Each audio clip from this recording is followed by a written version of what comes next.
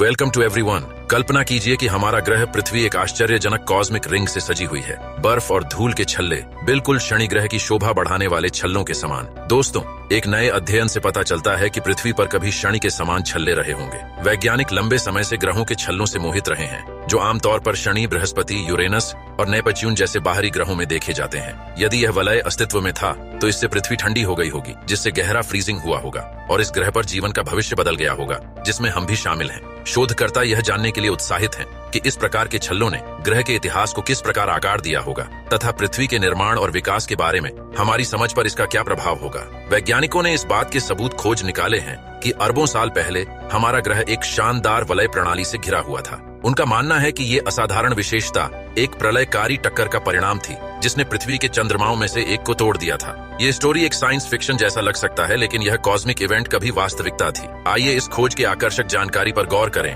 तो बने रहिए हमारे साथ और वीडियो को लाइक और चैनल को सब्सक्राइब जरूर करें। दोस्तों, दूरबीन के आविष्कार के बाद से ही मनुष्य शनि ग्रह को उसके छल्लों की शानदार प्रणाली के कारण विस्मय में देखता रहा है। बाद में गुजरने वाले टेस्ट स्पेसशिप ने अन्य गैस के दिग्गजों बृहस्पति, यूरेनस और नेपच्यून के चारों ओर छल्लों की खोज की। 10 साल पहले एक छोटा ग्रह चारिक्लो के चारों ओर एक पतली रिंग की खोज की गई थी, जो शनि से परे सूर्य की परिक्रमा करने वाला लगभग 200 किलोमीटर व्यास का एक ग्रह है और वहां अन्य भी हो सकते हैं। हाल ही में वैज्ञानिक ने एक अध्ययन प्रस्तुत किया जो निश्चित रूप से पृथ्वी के इतिहास में एक नया पृष्ठ खोलता है और पूरे अध्याय को फिर से शुरू कर सकता है। ही में किए गए एक अध्ययन के अनुसार हमारे ग्रह में अतीत में शनि की तरह एक रिंग सिस्टम हो सकती है, जो कई आकर्षक भूवैज्ञानिक प्रश्नों के उत्तर प्रदान करती है।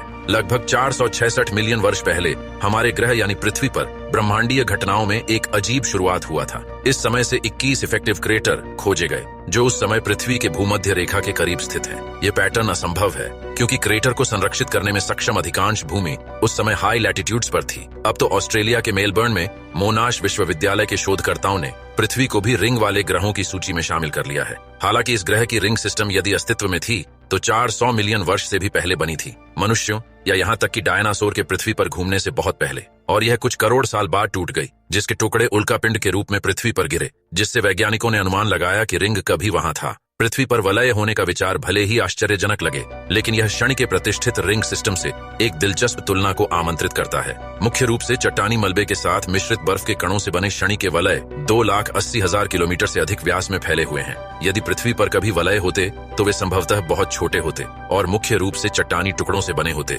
जो संभवतः किसी पकड़े गए क्षुद्र ग्रह से उत्पन्न हुए होंगे। शनि के विपरीत, जो अपने विशाल गुरुत्वाकर्षण खिंचाव के कारण अपने रिंग बनाए रखता है, पृथ्वी के वलय अपने छोटे आकार और कमजोर गुरुत्वाकर्षण प्रभाव के कारण तुलनात्मक रूप से अल्पकालिक रहे होंगे। एक और महत्वपूर्ण अंतर इन वलय के अपने संबंधित ग्रहों पर पड़ने वाले प्रभाव में निहित है। शनि के दिखने में आकर्षक रिंग ग्रह की जलवायु को महत्वपूर्ण रूप से प्रभावित नहीं करते हैं। इसके विपरीत पृथ्वी के प्राचीन रिंग सूर्य के प्रकाश को अवरुद्ध करके और संभावित रूप से वैश्विक कोल्ड एज में योगदान देकर ग्रह की जलवायु को बदलने में एक प्रमुख भूमिका निभा सकते थे, जिसके कारण हिमयुग आया। इन अंतरों के बावजूद शनि और पृथ्वी के संभावित छल्लों के बीच तुलना हमारे सौर मंडल में प्लैनेटरी सिस्टम की विविधता और जटिलता को उजागर करती है। जबकि शनि के छल्ले लाखों वर्षों से बने हुए हैं, पृथ्वी के छल्ले संभवतः एक अस्थायी घटना थी जो ग्रहों के वातावरण की गतिशील प्रकृति को रेखांकित करते हैं। क्षुद्र ग्रह आमतौर पर रैंडम स्थानों पर हमला करते हैं, लेकिन इस पैटर्न को देखते हुए शोधकर्ताओं को लगता है कि यह लाखों साल पहले पृथ्वी के एक बड़े क्षुद्र ग्रह के साथ नजदीकी टकराव के बाद हुआ था। उन्होंने अध्ययन में यह थ्योरी बनाया है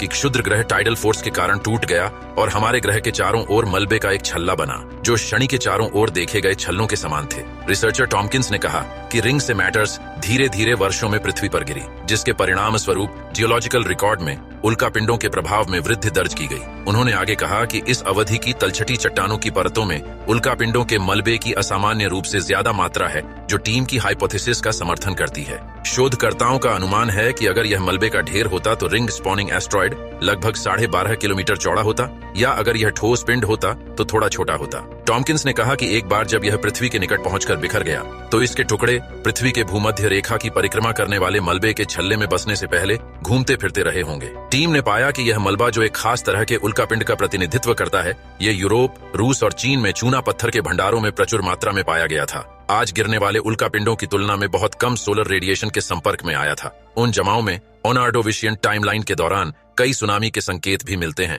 जिनमें से सभी को एक बड़े गुजरने वाले क्षुद्र ग्रह के कब्जे और टूटने के द्वारा सबसे अच्छी तरह से समझाया जा सकता है। टॉमकिंस ने बताया कि लाखों वर्षों में इस रिंग से मैटर्स धीरे धीरे पृथ्वी पर गिरी, जिससे जियोलॉजिकल रिकॉर्ड में उल्कापिंडों के प्रभाव में वृद्धि देखी गई। उन्होंने बताया कि हम यह भी देखते हैं कि इस अवधि की तलछटी चट्टानों की परतों में उल्कापिंडों के मलबे की असाधारण मात्रा है, लेकिन भूमध्य रेखा के इतने करीब क्रेटर कैसे उभरे, ये एक सवाल है। टॉमकिंस और उनकी टीम प्लेट टेक्टोनिक्स के कारण महाद्वीपों की गति की ओर इशारा करती है। वे कहते हैं कि उस समय सभी जमीन भूमध्य रेखा के करीब स्थित रहे होंगे। टीम ने पिछले शोध पर भी भरोसा किया, जिसमें कई चूना पत्थर भंडारों में उल्कापिंड के लगातार निशान की पहचान की गई थी, जो उस समय के थे और भूमध्य रेखा के करीब भी थे। भूमध्य रेखा के करीब क्रेटरों की स्थिति को प्लेट टेक्टोनिक्स के कारण महाद्वीपों की गति के लिए जिम्मेदार ठहराया जा सकता है। टॉमकिंस और उनकी टीम का सुझाव है कि ऑर्डोविशियन काल के दौरान इन क्रेटरों के स्थल भूमध्य रेखा के पास स्थित थे। उनके अध्ययन में पिछले शोध को भी शामिल किया गया था, जिसमें उसी युग के कई चूना पत्थर जमाओं में एक सुसंगत उल्कापिंड की पहचान की गई थी, जो कभी भूमध्य रेखा के पास स्थित थे।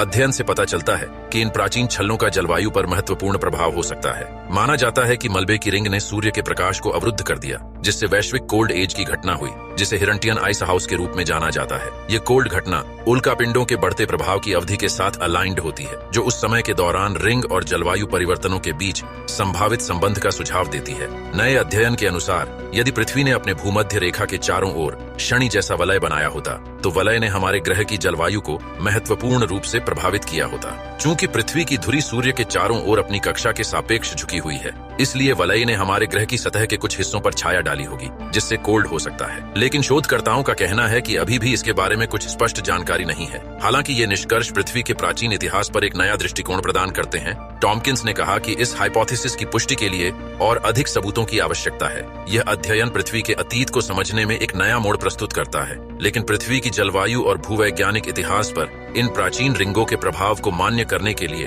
अतिरिक्त शोध की आवश्यकता होगी। टॉमकिंस ने बताया, हम नहीं जानते कि पृथ्वी से यह वलय कैसा दिखता होगा, या इसने कितनी रोशनी रोकी होगी, या पृथ्वी का तापमान कम करने के लिए रिंग में कितना मलबा होना चाहिए था। शोधकर्ताओं के लिए भविष्य के रास्ते ऐसे रिंग के निर्माण और विकास के साथ साथ इसके कारण होने वाली जलवायु घटनाओं की भविष्यवाणी करने के लिए कंप्यूटेशनल मॉडल विकसित करना है। यह कार्य इस सिद्धांत के लिए और सबूत प्रदान कर सकता है या इसे किसी तरह से रिफाइंड कर सकता है। यह संभावना कि पृथ्वी पर कभी वलय प्रणाली थी, ग्रह के प्राचीन इतिहास की हमारी समझ में एक नया रोमांचक आयाम जोड़ती है। यह विचार कि इन वलय ने पृथ्वी की जलवायु को प्रभावित किया होगा और एक महत्वपूर्ण ठंडक अवधि में योगदान दिया होगा, इस बात की आगे की खोज के लिए द्वार खोलता है कि कैसे कॉस्मिक इवेंट्स प्राकृतिक दुनिया को आकार देती है, जबकि पृथ्वी के वलय शनि की स्थायी सिस्टम की तुलना में अल्पकालिक हो सकते हैं। भूवैज्ञानिक और जलवायु दोनों प्रक्रियाओं पर उनका संभावित प्रभाव गहरा है। यह सिद्धांत न केवल पृथ्वी के गतिशील पर्यावरण के बारे में हमारे ज्ञान को व्यापक बनाता है, बल्कि ब्रह्मांड की गतिशील प्रकृति को भी उजागर करता है।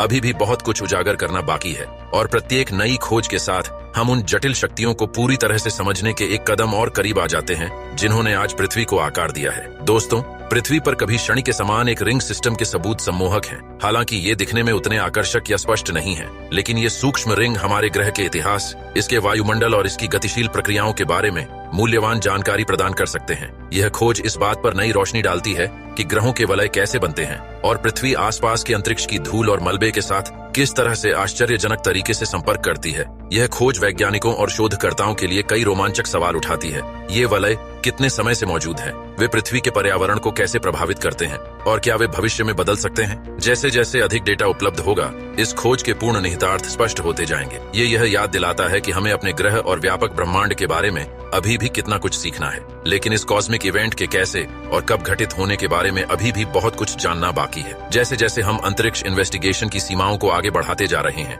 इस तरह की खोजें न केवल ब्रह्मांड के बारे में हमारी समझ को गहरा करती हैं, बल्कि हमें उन चमत्कारों की भी याद दिलाती हैं जो हमारे अनजान में ही बने हुए हैं। तो चलिए मिलते हैं अगली वीडियो पर। तब तक के लिए वीडियो को लाइक और चैनल को सब्सक्राइब जरूर करें।